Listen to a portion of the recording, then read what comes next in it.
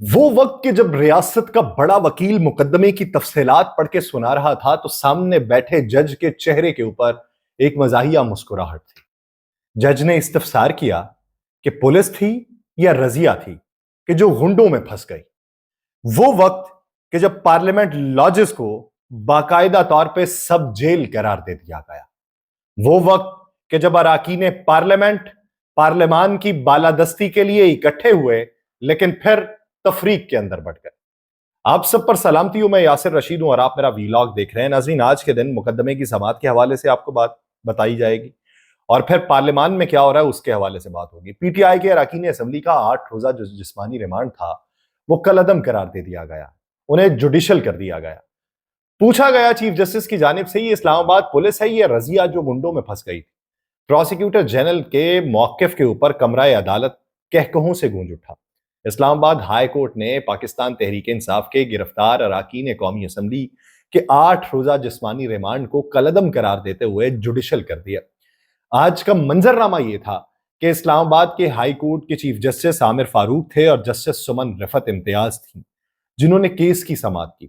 سماعت چل رہی تھی، پروسیکیوٹر جنرل جو تھے وہ عدالت کے اندر پیش ہوئے، جبکہ ملزمان کی طرف سے اسلام آباد بار کونسل کے وائس چیئرمین عادل عزیز قاضی، راجہ حلیم عباسی ایڈوکیٹ اور وکیل شہباز کھوسا نے دلائل دیے۔ اس موقع کے اوپر اسلام آباد پولیس کے اعلیٰ آفیسرز بھی تھے، بیرسٹر تیمور ملک بھی تھے جو عدالت کے اندر موجود تھے۔ چیف جسٹس نے یہ جو نقطہ اٹھایا آج وہ بڑا اہم تھا۔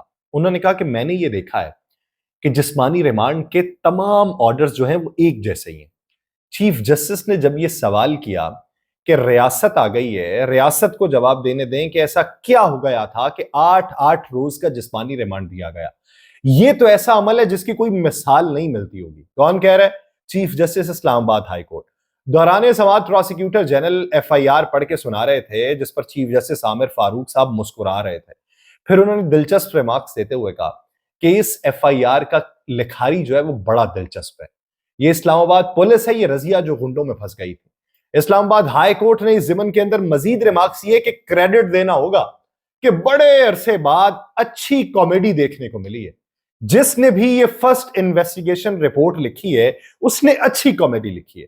جسٹس عامر فاروق نے پاکستان تحریک انصاف کے رہنماؤں سے متعلق ریمارکس میں کہا کہ شعیب شاہین پر پستول ڈالی۔ شعیب شاہین کو میں نہیں جانتا۔ گوہر علی خان کا کہہ رہے ہیں کہ پستول نکال لی۔ گوہر علی خان کو آپ اور میں نہیں جانتے۔ کامیڈی آپ نے پڑھ لی ہے، اب ان سے برآمد کیا کرنا ہے؟ اس پر پروسیکیوٹر جنرل اسلام آباد نے عدالت کے اندر بتایا کہ شعیب شاہین سے ڈنڈا برآمد ہو چکا۔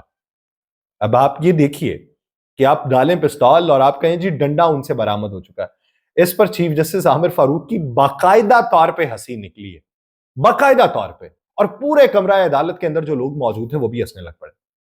آج کی جب سماعت جاری تھی تو پروسیکیوٹر جنرل نے عدالت کو یہ بتایا کہ شیر افضل خان مروت سے پستول برآمد ہو گیا۔ پروسیکیوٹر جنرل نے جب یہ بیان دیا تو چیف جسٹس اسلام آباد ہائی کورٹ نے ریمارکس دیے کہ 4 دن ہو گئے، آپ نے جو کرنا تھا نا وہ کر لیا۔ 8 دن کا ریمانڈ کیوں دیا گیا؟ 2 دن کا دے دیتے، کسٹڈی دی جاتی ہے، لیکن حتمی طور پہ کسٹڈی جو ہے وہ کورٹ کی ہی ہوتی ہے۔ اور اس مقدمے کے اندر مضحکہ خیز قسم کے الزامات لگائے گئے اور پھر اس کے اوپر 8 روز کا جسمانی ریمانڈ دیا گیا۔ اسلام آباد ہائی کورٹ میں ہونے والی سماعت کے اندر وکیل قاضی عادل نے یہ بتایا کہ وہاب الخیری یہ کہہ رہے تھے کہ سپریم کورٹ کا فیصلہ موجود ہے وہاب الخیری کیس کے اندر، تو ہم نے انسداد دہشت گردی عدالت میں ضمانت کی درخواست دی لیکن وہ سنی نہیں گئی۔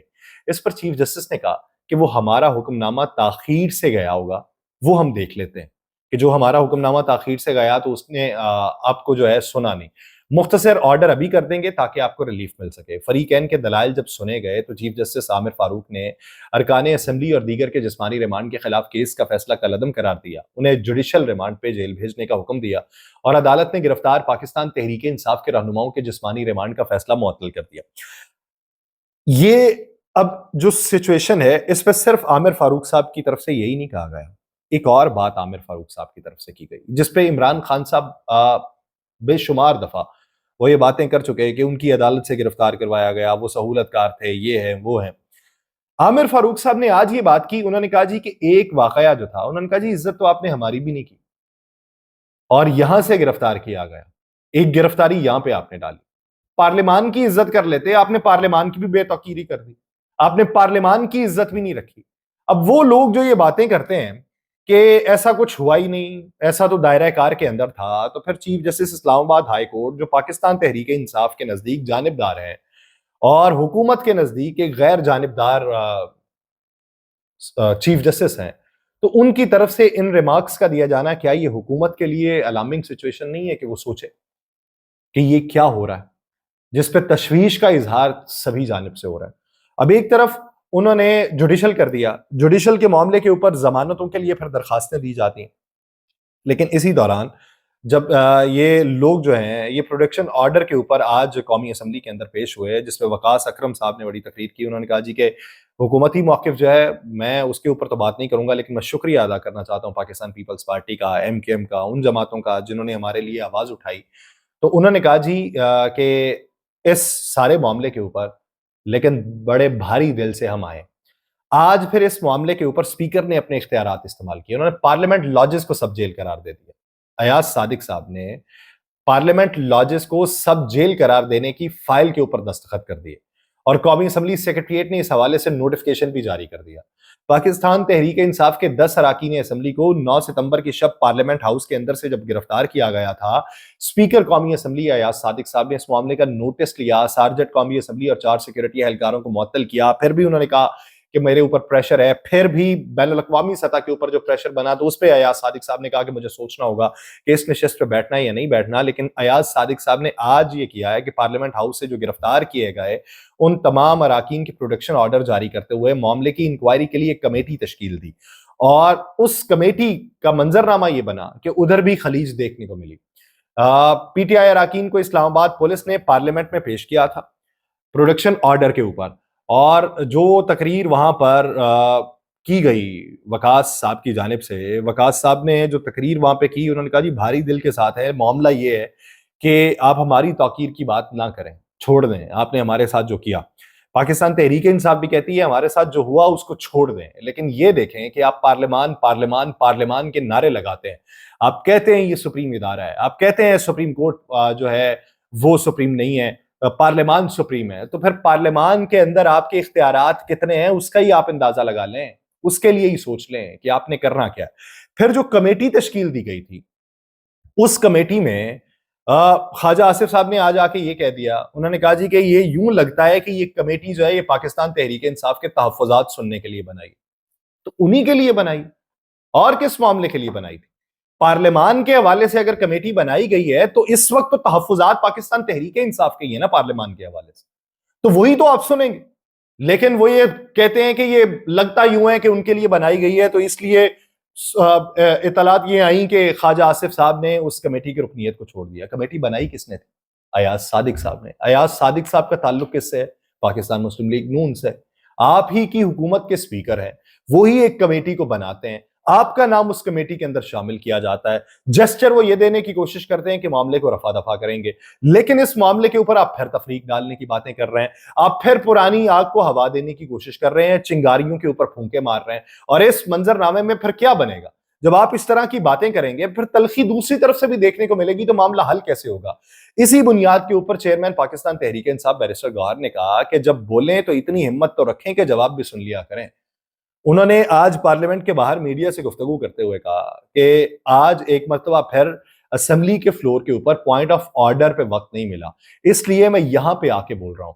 انہوں نے خواجہ آصف کو باقاعدہ طور پہ تنبیہ کی ہے. انہوں نے کہا جی خواجہ آصف صاحب اپنی زبان کو ٹھیک کر لیں اور ہیٹ فگر نہ بنے, جب بولیں تو پھر اتنی ہمت تو ضرور رکھیں کہ جواب بھی سن لیا کریں. ہم دل پہ پتھر رکھ کے پارلیمنٹ کے اندر بیٹھے ہوئے ہیں.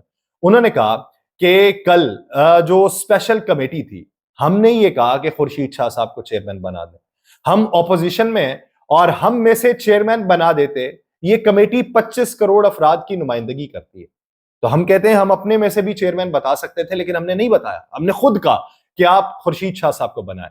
بیرسٹر گوہر نے اس ضمن کے اندر یہ بھی کہا کہ میں نے چیف جسٹس قاضی فائز عیسیٰ سے بھی کہا کہ ایکسٹینشن نہ لیں, ہمارے لیے تمام ججز جو ہیں وہ قابل احترام ہیں, لیکن ایکسٹینشن کے بارے میں ٹرینڈ سیٹ کرنا ہوگا۔ اس موقع کے اوپر پاکستان تحریک انصاف کے رہنما جو لطیف کھوسا تھے، انہوں نے کہا جی کہ 9 اور 10 کو جمہوریت کے اوپر شبخون مارا گیا، اور یہ جو سانحے گنوائے جاتے ہیں یہ اس سے بڑا سانحہ ہے، اور اس پر جو کمیٹی بنی ہے اسے یہ چاہیے کہ اس معاملے کو سنجیدگی سے کیفر کردار تک پہنچائے، لیکن اب تک کے عوامل میں لگتا ہے کہ وہ سنجیدہ دکھائی نہیں دے رہے، وہ اس طرف کو سوچنا ہی نہیں چاہتے کیا کریں گے۔ دوسری طرف باتیں یہ ہو رہی تھیں الیمین گنڈاپور کو لے کے، خواجہ آصف صاحب نے بھی بات کی کہ وہ اس جگہ پہ جا کے بیٹھے رہے ہیں، بڑا 2 نمبر آدمی ہے، اس کے اوپر تو یقین ہی نہیں کرنا چاہیے۔ اس ساری باتوں کے اوپر پھر یہ بھی باتیں ہوئیں کہ یہ جیل تک رسائی کسے ملتی ہے، جیل میں جو ملاقات کرنے جاتا ہے اس کی فہرست کون مرتب کرتا ہے، کون جائے گا کون نہیں جائے گا، کتنے وقت میں وہ ملے گا، کس اوقات میں وہ مل سکتا ہے، کتنی تعداد وہ اپنے ساتھ لے کے جا سکتا ہے، اس کا فیصلہ کون کرے گا؟ یہ باہر سے کوئی بیٹھ کے فیصلہ کرے گا یا اندر سے کوئی فیصلہ ہوگا؟ تو اس ضمن کے اندر آج اس کے اوپر بھی طویل مشاورت ہوئی، عدالت کے اندر اس کے اوپر بھی بحث و مباحثہ ہوا، جس پہ ایک مزے کی بات یہ تھی کہ سپرنٹینڈنٹ اڈیالہ جیل کی طرف سے جو موقف اپنایا گیا، اس موقف کو بھی بہت سارے لوگ مضحکہ خیز قرار دیتے ہیں کہ وہ جو موقف ان کے لیے اپنایا گیا تھا کہ ہم کنفیوژن کا شکار ہو جاتے ہیں، ہمیں معلوم نہیں پڑتا کہ کس سے ملاقات کروانی ہے کس سے نہیں کروانی۔ اس ضمن کے اندر آج جو ڈائریکشن ملی اس پہ یہ بات کی گئی کہ باقاعدہ طور پہ عدالت نے یہ کہا ہے کہ جو فہرست جو ہے وہ اندر سے عمران خان اپروو کریں، آپ صرف انہی بندوں کو ملنے کی اجازت دیں گے، عمران خان ملاقات کے لیے جو لسٹ دیں گے اسی کے اوپر عمل کیا جائے گا، اور عدالت کی ایس پی اڈیالہ جیل کو بھی یہ ہدایت تھی۔ اسلام آباد ہائی کورٹ نے سپرنٹینڈنٹ اڈیالہ جیل کو ملاقات کے لیے عمران خان کی جانب سے ملنے والی صرف لسٹ پہ عمل کرنے کی ہدایت کی ہے۔ انہوں نے کہا جی کوئی اور لسٹ جو ہے وہ قابل قبول نہیں ہوگی۔ آج کی جو سماعت تھی وہ جسٹس سردار اعجاز اسحاق خان صاحب نے کی، اور یہ صرف اور صرف جو سماعت تھی وہ ملاقاتوں سے متعلق تھی، جس سلسلے میں سپرنٹینڈنٹ اڈیالہ جیل جو تھے عبدالغفور انجم اور پاکستان تحریک انصاف کے وکلاء وہ عدالت کے اندر آج پیش ہوئے۔ انہوں نے عدالت کے اندر پیش ہو کے موقف اپنایا۔ آج کی سماعت میں پاکستان تحریک انصاف کی طرف سے وکیل بیرسٹر علی ظفر تھے، انہوں نے کہا جی کہ منگل اور جمعرات کو دن 2 بجے جیل کے چھوٹے کمرے میں میٹنگ ہوتی ہے، عدالت جو ہے وہ لوکل کمیشن بنا دے جو آپ کو رپورٹ دیتا رہے۔ پاکستان تحریک انصاف کے وکیل کے جب موقف کے اوپر عدالت نے کہا کہ گزشتہ آرڈر جو تھا وہ صرف ٹرائل کی حد تک نہیں تھا، ٹرائل ہے یا نہیں، وکلاء کو مکمل سہولت دینی ہے، اور آپ اس حوالے سے توہین عدالت کی درخواست دائر کر سکتے ہیں۔ یہ خود عدالت نے کہا یہ آپ کو آپشن دے رہے ہیں، اگر آپ چاہیں تو توہین عدالت کی درخواست کو دائر کر سکتے ہیں۔ اس دوران سپرنٹینڈنٹ اڈیالہ جیل نے یہ بتایا کہ عدالت کے آرڈرز پہ مکمل عمل ہو رہا ہے، لوکل کمیٹی بھی قائم ہے۔ سردار اعجاز صاحب نے اس موقع کے اوپر کہا کہ لوکل کمیشن جو ہے وہ ایک الگ کیس ہے، وہ تو انصاف تک رسائی آپ نے یقینی بنانی ہے، مگر یہ وکلاء کے علاوہ دیگر کی ملاقات کا کیس ہے۔ سپرنٹینڈنٹ نے کہا کہ عدالت ہمیں کلیئر آرڈر کر دے، ہمیں کنفیوژن رہتی ہے، کبھی ایک لسٹ آتی ہے کبھی دوسری لسٹ آتی ہے، ہم کنفیوز ہو جاتے ہیں۔ اس پر عدالت نے پھر واضح طور پر ڈائریکشن دی کہ جو لسٹ جیل میں موجود عمران خان آپ کو دیں گے نا، آپ اس کے مطابق عمل کریں گے۔ اب اس پہ سننے میں ہے کہ آنے والے دنوں میں بریک تھرو کوئی نہ کوئی ہونے والا ہے، لیکن اس بریک تھرو میں ہیٹ فگر کون کون بنتا ہے اور ہیٹ فگر کس قیمہ پہ بنا جاتا ہے، اس کے لیے جو پیچھے کی ڈائریکشن ہے وہ بھی وضع ہو جائیں گی۔ مجھے دیجیے اجازت، اللہ نگہبان۔